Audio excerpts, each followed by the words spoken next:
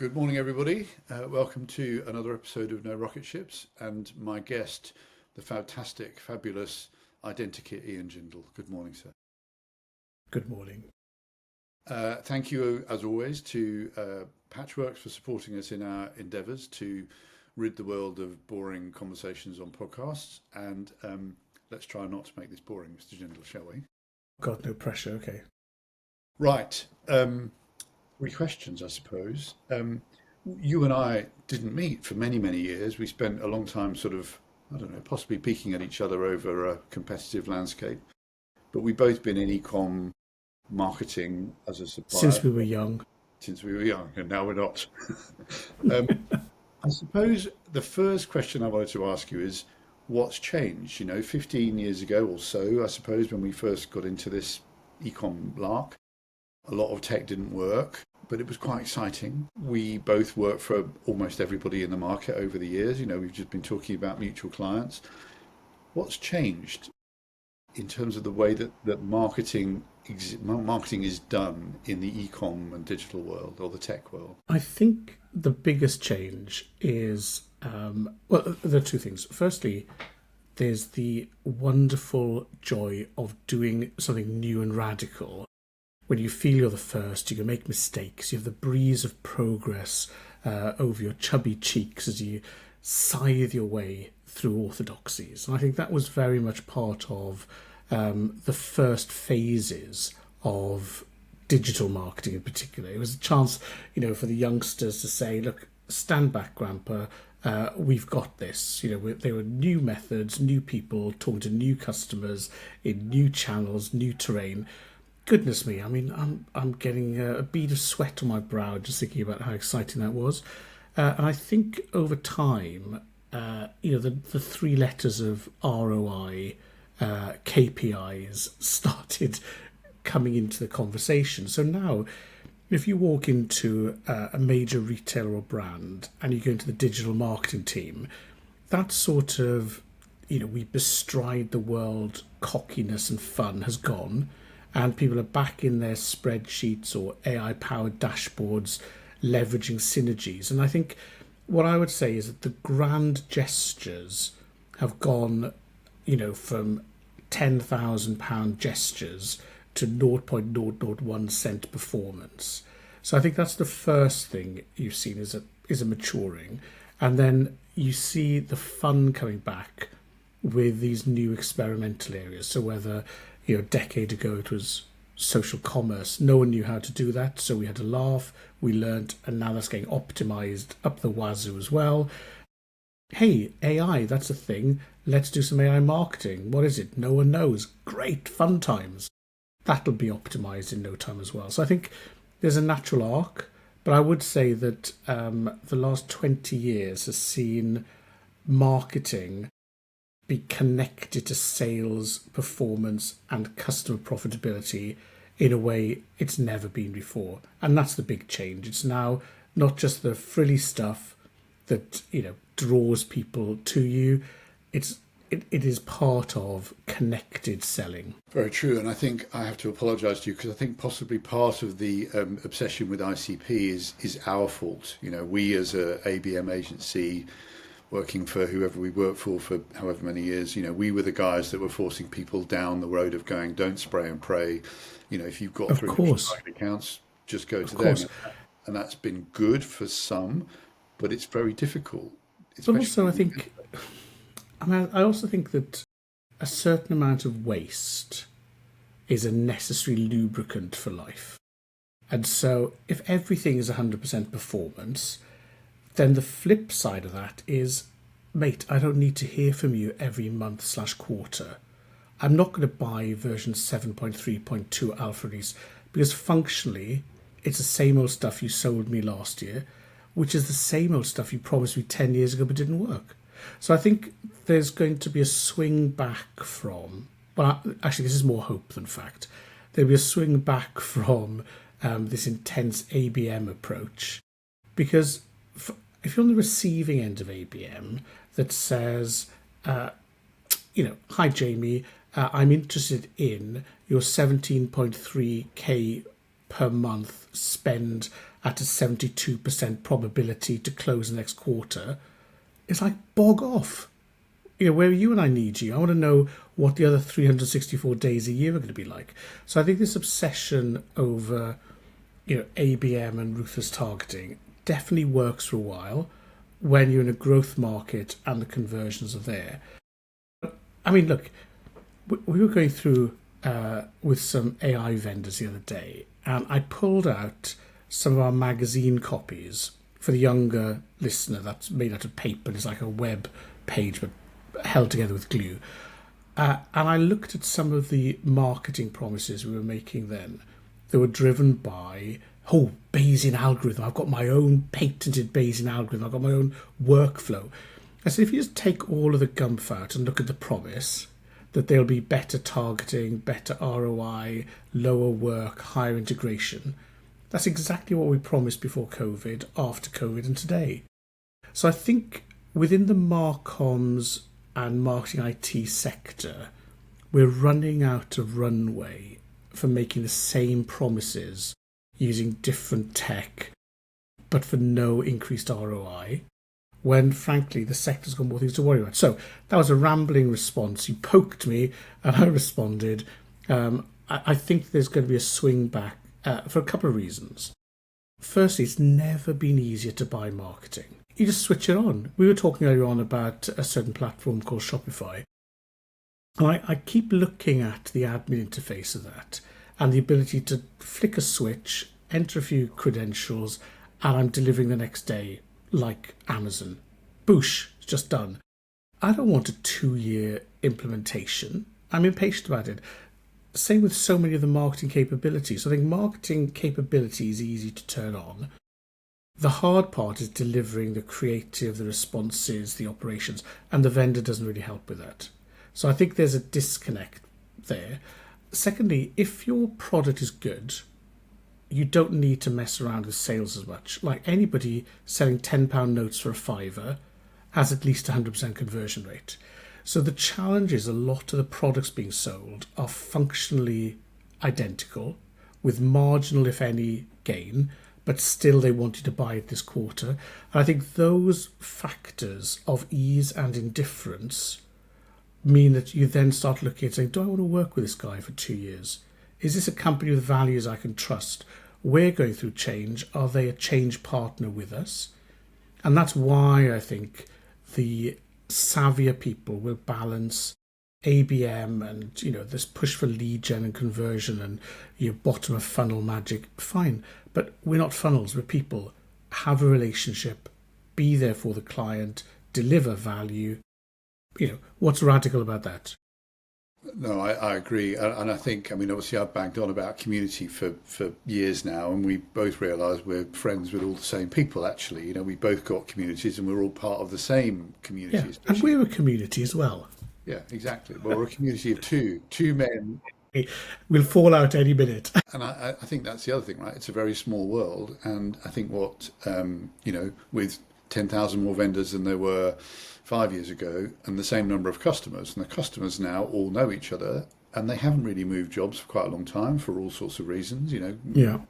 And so there is a way of being sort of found out as a vendor that possibly certainly wasn't there 6 or 7 years ago. Yeah. And I suppose to that end, how do you see client and vendor relationships having changed over the course of the last few years? Maybe, I don't know, it's probably really since the beginning of COVID, isn't it, that things have really changed. Do you sense that there's a more equitable relationship or not? Or do you think there's as much, not lying, because that's too strong a word, but do you think there's as much distrust as there was back in the day when things didn't work? Well, you mentioned distrust.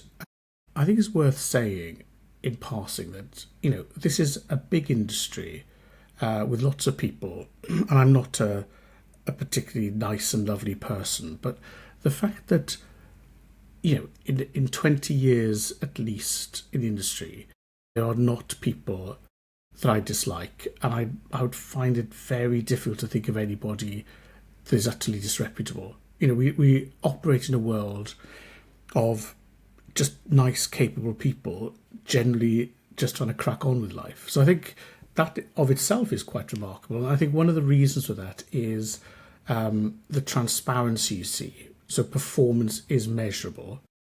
Secondly, as you mentioned, a number of the pioneers who've now gone and got real jobs in the leading large organisations, they remember the people who've worked with them, this idea of partnership. So I do think that it's the partnership world that underpins things, especially because in our space you can't really sell and walk away. It's not like the old day of enterprise or government sales where, Rear Admiral so and so goes to Whitehall, signs the contract, you never see them again, and it's a 20-year contract. Those days have gone for us anyway, because it's more human. So I think the relationship is generally threefold. I think there are three types of people that I see every day. There are the super professional, proficient salespeople. They can run, a sales team, a pyramid, a cycle. They're gifted, but you sort of think, well, you could land anywhere from Oracle to Salesforce to whatever, and you'd be equally efficient and equally credible. But they're salespeople first, and you adjust what you hear according to that. I think then you've got people who are the product evangelists and founders. They genuinely believe that their widget, if only you'll give them the time and a purchase order, will make your life somewhat better and more profitable. And they totally believe it. May not always have the full picture, but you factor that in as well. And then the last people are the ones who are more, we like the direction this is going. We like your brand, we like our sector, we like the openness, we want to work with you.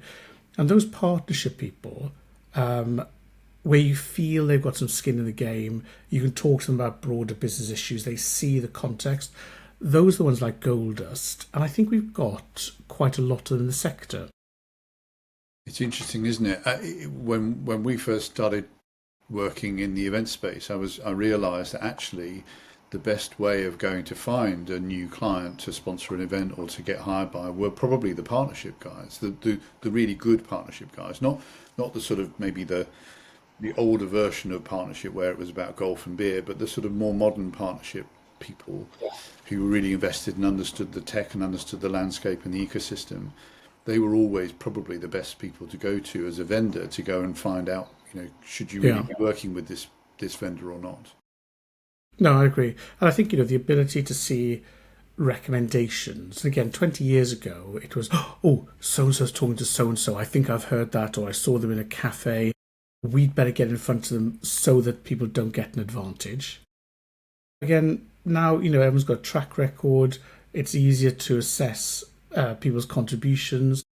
And I think, people are naive. If you're a Formula One team, then your tyre specialist has a contribution, as does your fuel specialist, as does the windscreen wiping person. It is a team, ruthless in terms of assessing contribution, but also ruthless in terms of recognising and making those cohere so that 1 + 1 = 3. And fundamentally, that's what we have to do. So let's get on to the sort of, maybe the sort of personality bit, I suppose. We've talked about it many times in the past. Well, many times. I've only known you for a year, so, quite a number of times a year. In those times. Yeah, quite. Yeah. Oh, yeah, we've overshared. We have. There's a sort of cult of personality in eComm, I think, a little bit. You look at Jim Herbert from Patchworks.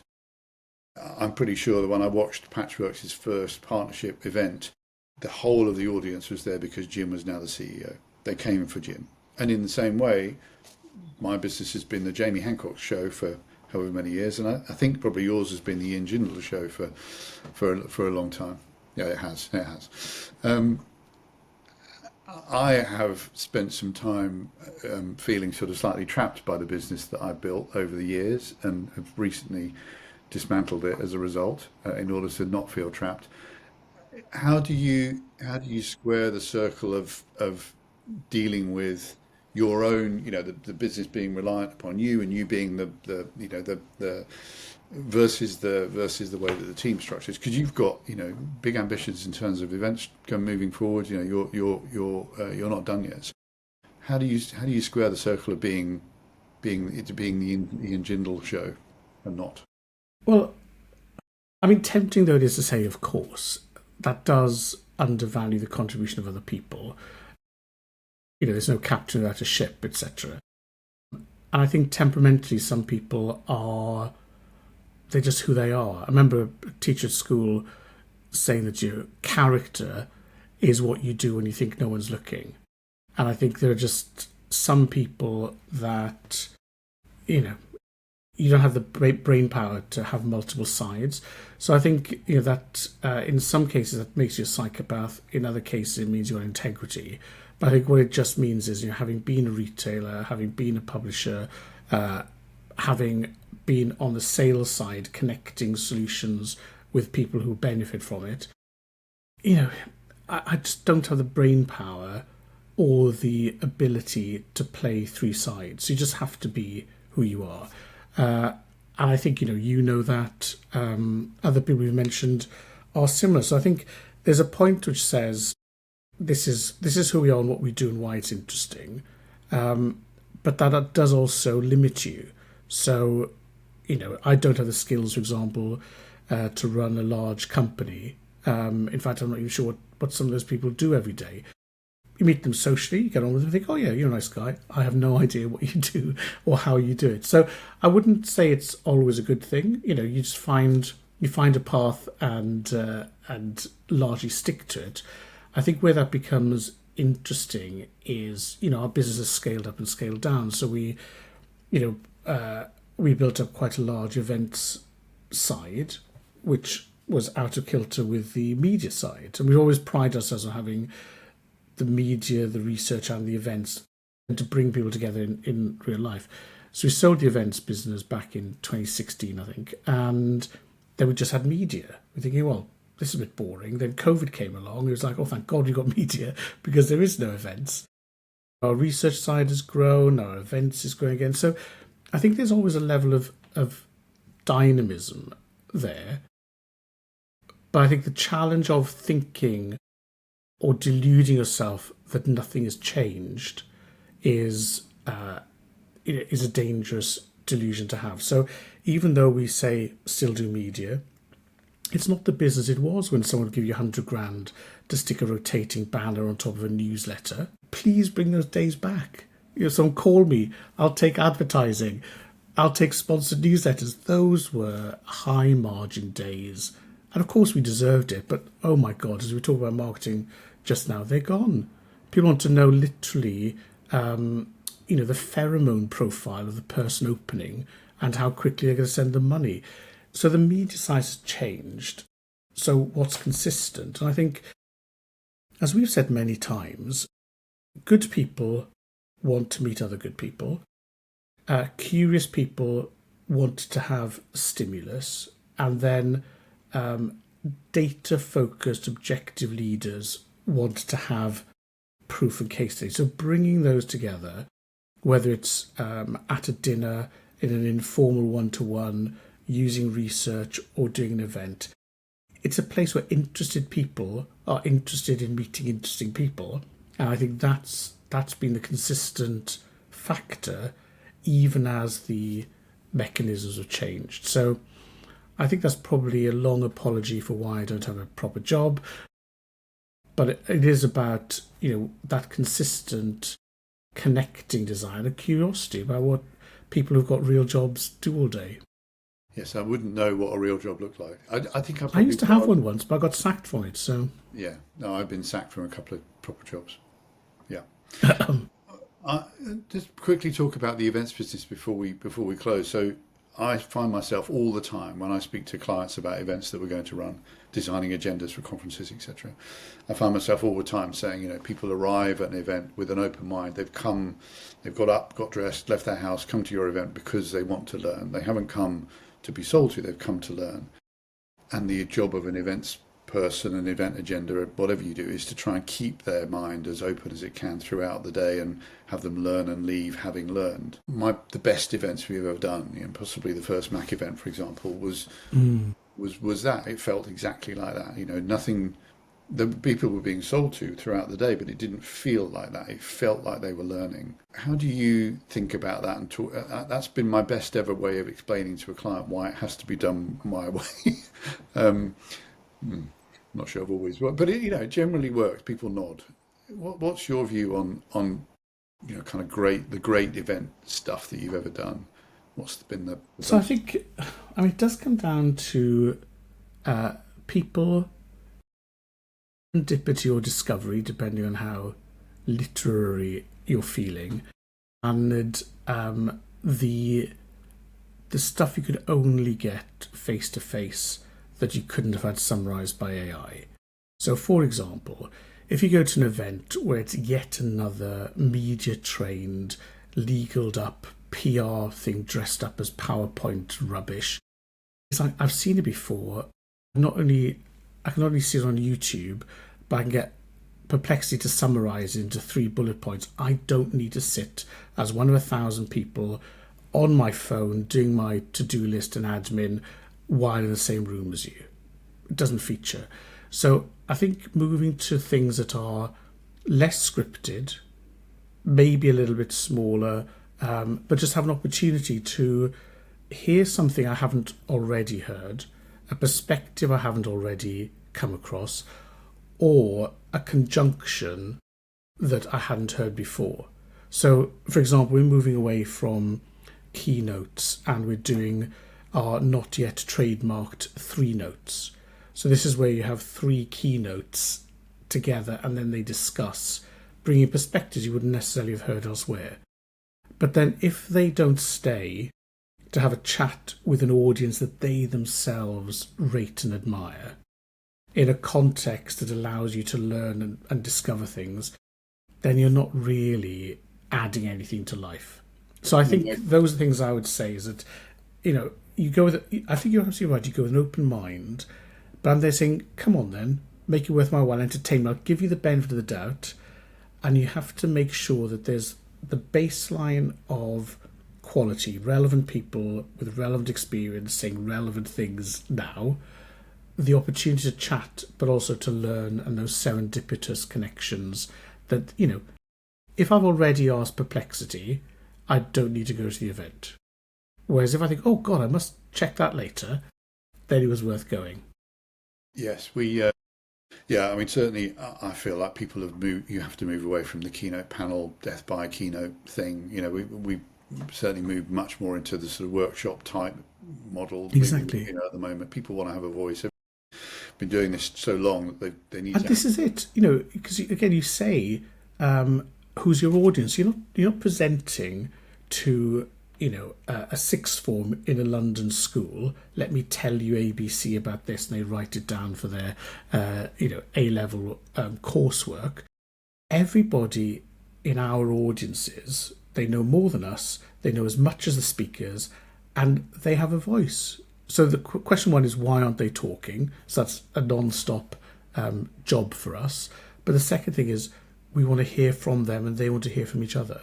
So these more forum-esque setups are important. The role is to be a little bit like the grit in the oyster, which is to start something that'll turn into a pearl. It might be a little bit irritating, it might be provocative, but it has to be timely and create something that wouldn't have existed otherwise.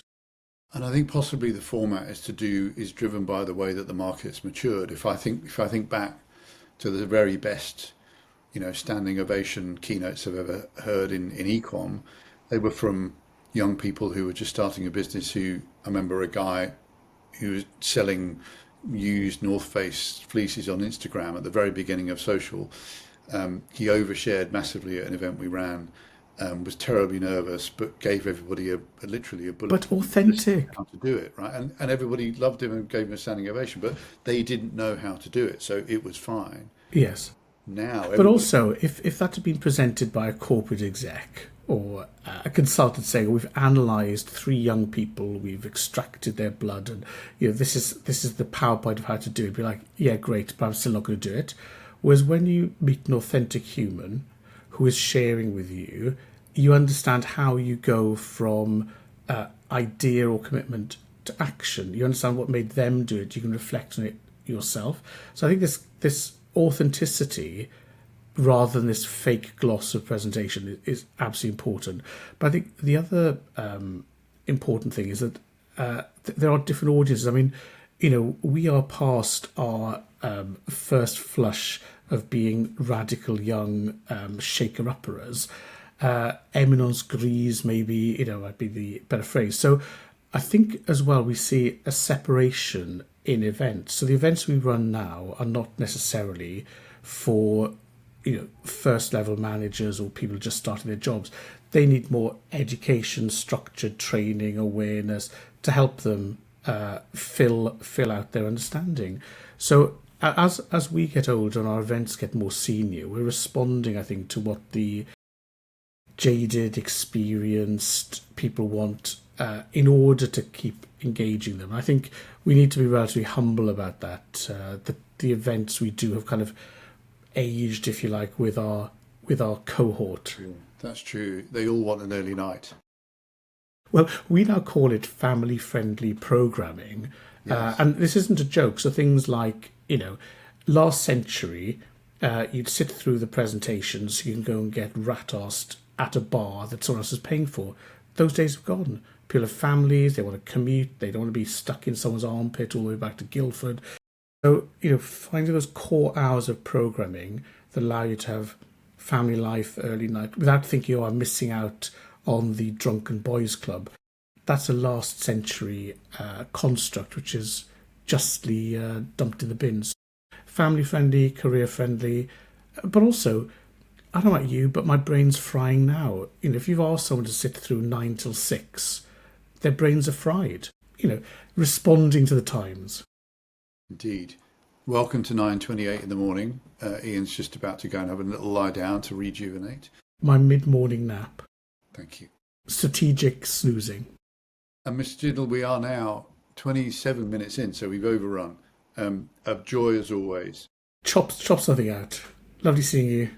Thank you very much. And make sure to send a memo for all our watchers to dress in blue open top. Navy as on well. navy is the new black. It's a new thing. It's the new triple denim.